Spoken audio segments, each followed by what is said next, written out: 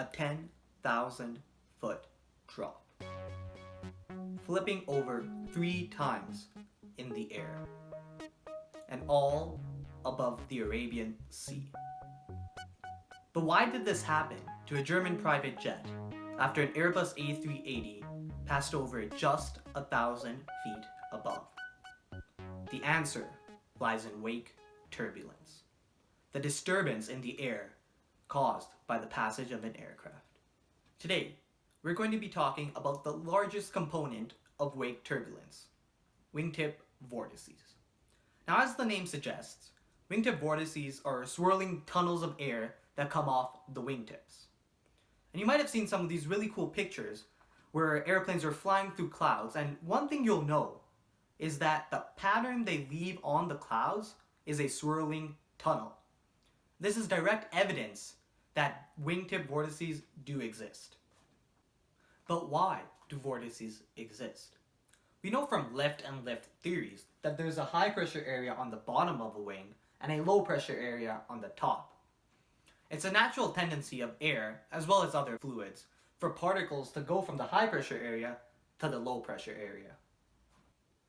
When a wing goes through the air, the high pressure area on the bottom will escape once it reaches the trailing edge of the wing and move towards the top, the low pressure area.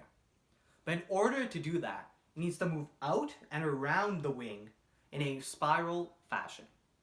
This spiraling continues on and creates the vortex column of air behind the wingtips.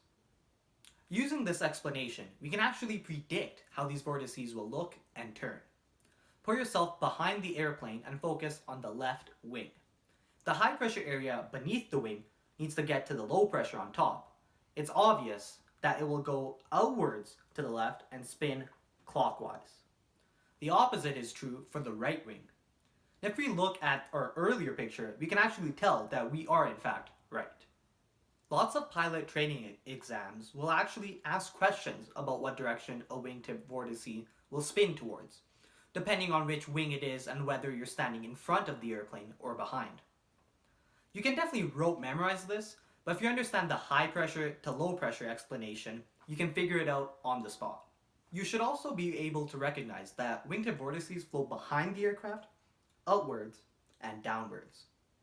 Now this can change a bit because wind can essentially push vortices since they're both just masses of air. And obviously, vortices don't last forever and they dissipate over time.